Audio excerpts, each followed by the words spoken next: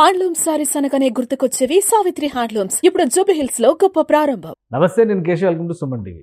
Megastar Chiranjeevi blockbuster movie ఇంద్రాకి sequel వస్తుందా, లేదా ఇంద్రా కాంబినేషన్ రిపీట్ అవబోతుందా? ఇటీవల ఇంద్రా సినిమాకి సంబంధించిన సెలబ్రేషన్స్లో నిర్మాత అశ్విని దత్ చేసిన వ్యాఖ్యల సారాంశం ఏంటి? కాశీ బ్యాక్డ్రాప్తో ఇంద్ర అప్పట్లో ఒక్క తెలుగు రాష్ట్రాల్లోనే కాదు, ఉమ్మడి రాష్ట్రంలోనే కాదు, దేశవ్యాప్తంగా కూడా ఒక సంచలనాత్మకమైన హిట్ అయింది. ఇప్పుడు మళ్ళీ కాశీ బ్యాక్డ్రాప్తో కల్కి సినిమా కూడా ప్రపంచవ్యాప్తంగా ప్రేక్షకులను అలరించింది.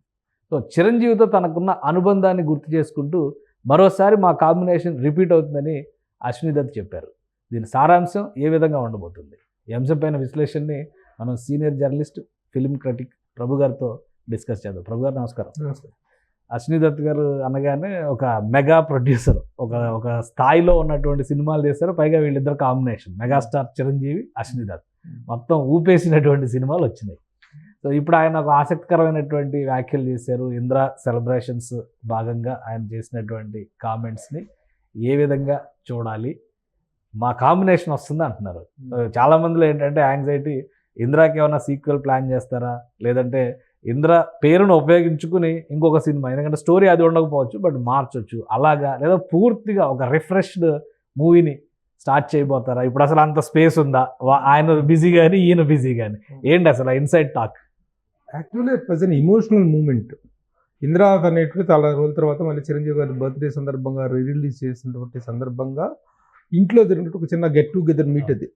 ఆ గెట్ టుగెదర్ మీట్లో ఆయన చిరంజీవి గారు వాళ్ళందరినీ పిలిచి సన్మానించడం, బి గోపాల్ గారిని, డైరెక్టర్ బి గోపాల్ గారిని, రైటర్స్ పర్చూరి బ్రదర్స్ని, మ్యూజిక్ డైరెక్టర్ మణిశర్మ గారిని, వీళ్ళందరినీ పిలిచి ఆనాటి మూమెంట్స్ని వాటిని ఎంజాయ్ చేసుకుంటూ ఆ సినిమాకి సంబంధించిన కొన్ని మూమెంట్స్ని రికలెక్ట్ చేసుకుంటూ బిహైండ్ ద సీన్స్ ఒక చిన్న నాస్టాలజికల్ మూమెంట్ అనమాట.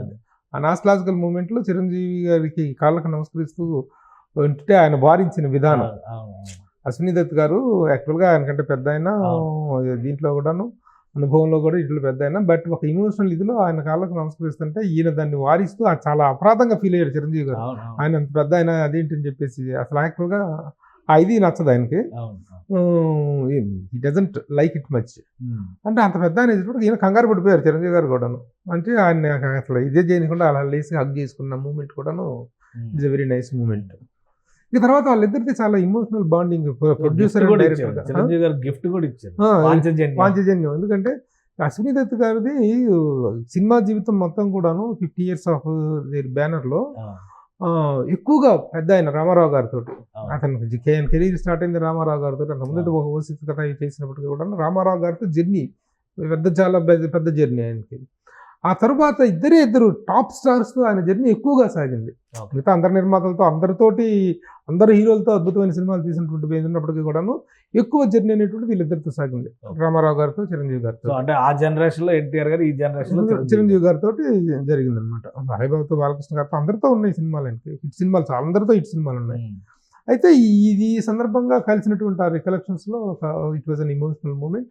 అయితే నెక్స్ట్ మళ్ళీ ఇంకోసారి సినిమా తీస్తాను అనేటువంటి అనౌన్స్ చేయటం అనేటువంటిది కూడా చేశారు. కానీ ఉన్నటువంటి ప్రస్తుత పరిస్థితుల్లో how it is possible, how far it is practically possible అనేటువంటిది మనం ఆలోచించాలి. కానీ అంటే అశ్విని దత్ గారు కూడా ఫుల్ జోష్ లో ఉన్నారు కదా.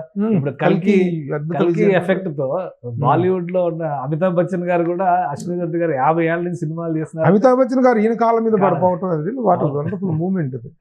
అయితే చూడాలి ఇప్పుడున్నటువంటి దీంట్లో ఎంతవరకు ఇది పాసిబుల్ అనేటువంటిది. ఎందుకంటే అప్పటి ఇంద్రా తీసినప్పటి పరిస్థితులకు ఇప్పటి పరిస్థితులకు నిర్మాణ ఇది చాలా మారిపోయింది. మంచి కథ దొరికితే ఇది పెద్ద అసాధ్యం ఉంది. 4 సినిమాలు వాళ్ళిద్దరు కాంబినేషన్ వచ్చినాయి.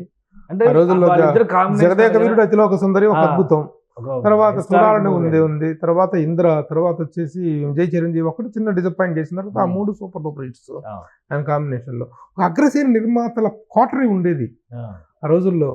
ఒక అశ్విని దత్ గారు, ఒక దేవివర ప్రసాద్ గారు, కాదు ఈయన కోటరీ చిరంజీవి గారి, దేవివర ప్రసాద్ గారు, అశ్విని దత్ గారు, కెఎస్ రామారావు గారు, ఈ విధంగా ఒక పెద్ద కోటరీ ఉండేది అనమాట.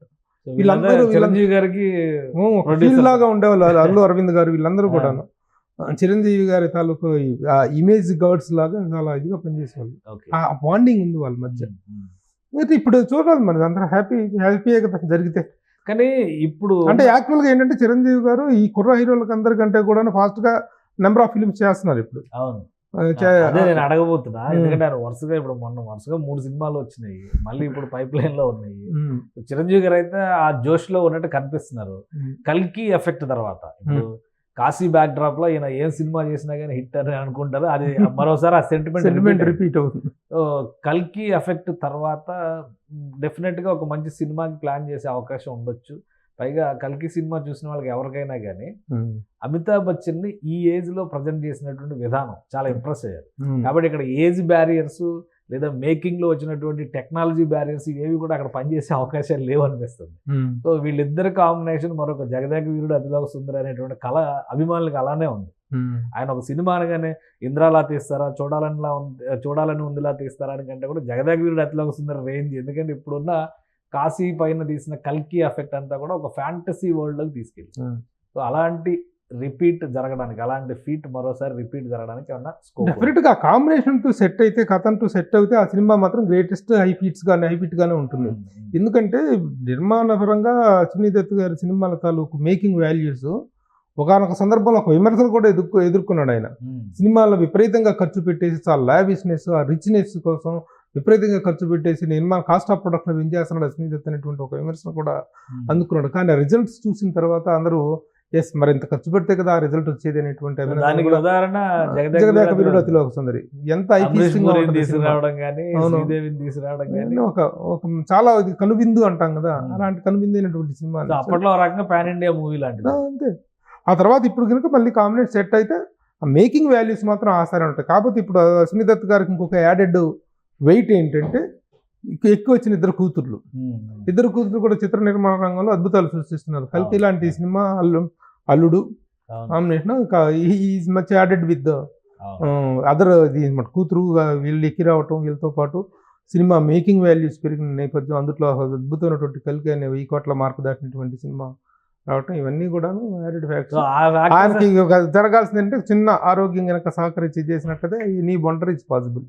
సో ఆ ఫ్యాక్టర్స్ని దృష్టిలో పెట్టుకొని చూస్తే అక్కడ మహానటి, ఇక్కడ చూస్తే కల్కి, చిరంజీవి గారికి సంబంధించి ఇవన్నీ చూస్తే కనుక ఒక పెద్ద సినిమాని ఎక్స్పెక్ట్ చేసేటువంటి అవకాశాలు. వైజయంతి బ్యానర్ తాలూకు ప్రతిష్ట ఇంకా ఇనుమడింపజేసేటువంటి ఒక సినిమా డెఫినెట్గా వచ్చే అవకాశం ఉంటుంది. వాళ్ళిద్దరు కాంబినేషన్ కనుక సెట్ అయితే, అన్ని కలిసి వస్తే సెట్ అయితే.